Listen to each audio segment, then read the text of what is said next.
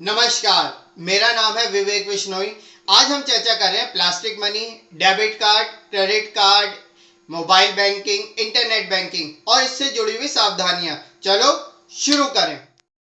जैसा कि आजकल की वीडियो में हम लोग बैंकिंग के बारे में चर्चा कर रहे हैं, उसी कड़ी में आगे बढ़ते हैं और अगला टॉपिक आता है प्लास्टिक मनी। प्लास्टिक मनी का मतलब होता है कार्ड मनी, चाहे उसमें डेबिट कार्ड हो चाहे उसमें क्रेडिट कार्ड हो।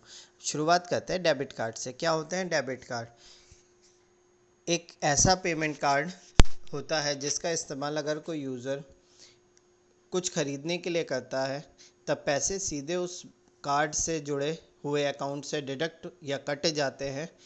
और एक डेबिट कार्ड बेसिकली एक कार्ड ही होता है जिसका इस्तेमाल फ़ंड ट्रांजैक्शन करने के लिए किया जाता है। ये हो गई इसकी परिभाषा। अब हम थोड़ा आगे और समझते हैं इस बारे में। डेबिट कार्ड, डेबिट का मतलब ये होता है जब भी हम अपने बैंक अकाउंट में से कोई पैसा निकालते हैं तो हमेशा मैसेज आता है डेबिट, कि आपका खाता घट गया है।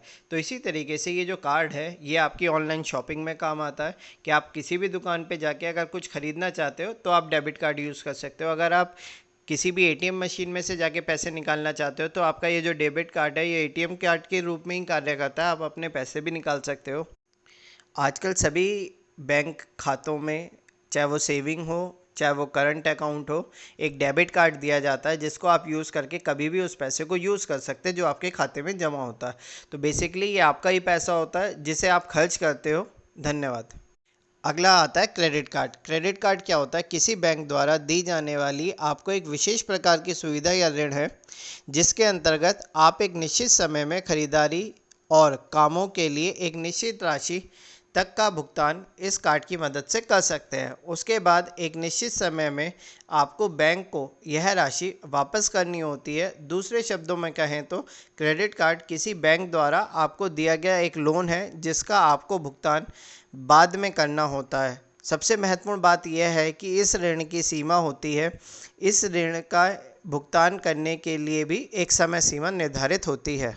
क्रेडिट कार्ड की परिभाषा समझते हैं आगे, कि बैंक बेसिकली अपने अच्छे कस्टमर्स को उनकी अच्छी गुडविल के आधार पे क्रेडिट कार्ड इशू करता है, जिसमें बैंक आपको पहले खर्च करने के लिए कहता है कि आप खर्च कीजिए और उसके बाद इस पैसे को एक निश्चित समय तक हमें वापस कर दीजिए। अगर आप इस पैसे को वापस नहीं कर पाते तो बैंक इसकी इंस्टॉलमेंट या किस्तें बना देता है और आप उसे धीरे धीरे वापस कर सकते हो। क्रेडिट कार्ड आज के समय में एक प्रचलन में आ गया है कि लोग बाग जो है क्रेडिट कार्ड से पेमेंट करने में अपनी शान समझते हैं। ये दोनों ही प्लास्टिक मनी है, डेबिट कार्ड, क्रेडिट कार्ड।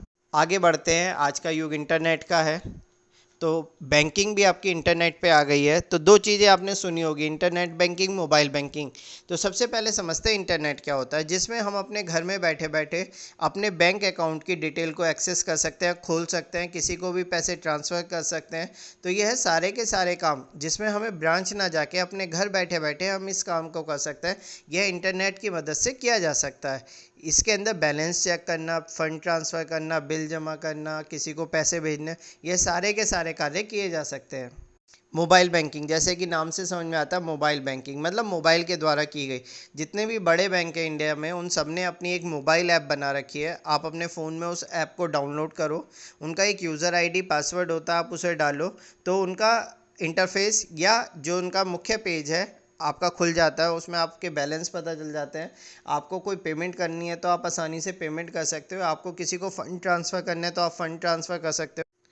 आसानी से आप अपनी डिटेल बैंक की सारी प्राप्त कर सकते हो। तो मोबाइल बैंकिंग और इंटरनेट बैंकिंग में बस थोड़ा सा अंतर यह है कि इंटरनेट बैंकिंग आप लैपटॉप कंप्यूटर पे बैठ के कर रहे हो, मोबाइल बैंकिंग आप अपने फ़ोन में कर रहे हो। इन दोनों ही चीज़ों के लिए क्या करना होता है हमें, आपके पास किसी बैंक का अकाउंट होना चाहिए। उस बैंक अकाउंट में आपको बैंक में जाके अपना जो इंटरनेट बैंकिंग है उसे एक्टिवेट कराना होता है। बैंक आपको एक यूज़र आईडी पासवर्ड देता है, उसको डालने के बाद आपका ये जो इंटरनेट बैंकिंग है चालू हो जाती है। आप चाहो तो उस बैंक की मोबाइल ऐप डाउनलोड कर सकते हो, उस पर भी इस आईडी और पासवर्ड के थ्रू अपना कार्यक्रम शुरू कर सकते हैं। अब आगे बढ़ते हैं। ये तो हो गई बात मनी की। आजकल आपने देखा होगा कि बहुत सारे न्यूज़पेपर में आता रहता है, टीवी पे आता रहता है, पिक्चरों में दिखाते रहते हैं कि लोग बाग जो है नेट बैंकिंग से या मोबाइल बैंकिंग से ठगी हो जाती है। तो इसमें हमें क्या क्या सावधानी रखनी होती है ये भी बहुत ज़रूरी है, क्योंकि हमारे सबके घरों में बहुत सारे लोग ऐसे हैं जिनके पास मोबाइल फ़ोन है, नेट है, एटीएम कार्ड है, लेकिन उनमें से कुछ लोग शिकार बन जाते हैं। तो इसमें सबसे पहले ज़रूरी क्या होता है कि बैंक के द्वारा कभी भी आपका पासवर्ड, आपका credit card, debit card number पूछने के लिए फ़ोन नहीं आता। यह फ़ोन केवल और केवल ठग या धोखेबाज लोगों के लिए आता है। तो अपने घर में सभी को बताइए कि कोई भी व्यक्ति अगर इस टाइप की कोई कॉल आती है तो उस पर किसी को भी यह बताने की, अपने कार्ड की जानकारी देने की ज़रूरत नहीं। अपने पासवर्ड को छुपा के रखें, किसी को ना बताएं। अपने पासवर्ड को ना ही कार्ड पे लिखें। कुछ लोगों की आदत होती है कि कार्ड के पीछे अपना एटीएम का पासवर्ड लिख देते हैं। जब आप लोग एटीएम यूज़ करने जाएं तो चारों तरफ देखें कि आपके एटीएम, जब आप नंबर डाल रहे हैं तो कोई आपकी तरफ देख तो नहीं रहा, कोई आपको ध्यान तो नहीं दे रहा। हमेशा अपना कार्ड और अपना पासवर्ड अपने पास रखें, किसी ऐसे अनजान व्यक्ति को ना दें। कई बार एटीएम पे लोग बाग कहते हैं लो मैं करूं, लो मैं करूं, तो कई बार ऐसे लोग अपना एटीएम चेंज कर लेते हैं और उसमें धोखाधड़ी की चांसेस बढ़ जाते हैं। आजकल एक और तरीका चल रहा है कि मोबाइल पे कई बार लिंक आते हैं कि आप इतने की लॉटरी जीत गए, इतने रुपए आप जीत गए, इस पर क्लिक करें। या कोई चीज़ बहुत सस्ते में दिखाते हैं, 1 रुपये में आईफोन, 2 रुपये में, 5 रुपये में। तो इस टाइप के जितने भी लिंक्स आते हैं ये सारे के सारे फर्जी लिंक होते हैं। इन पर कभी भी क्लिक नहीं करना चाहिए। ये आपके फ़ोन को हैंग करके आपके बैंक खाते में सेंधमारी कर सकते हैं। अगर आपके साथ कभी भी कोई फ्रॉड होता है तो आपको तुरंत इसकी सूचना बैंक को देनी चाहिए। बैंक उस फ्रॉड को ट्रेस कर सकता है। आरबीआई की ये गाइडलाइन है।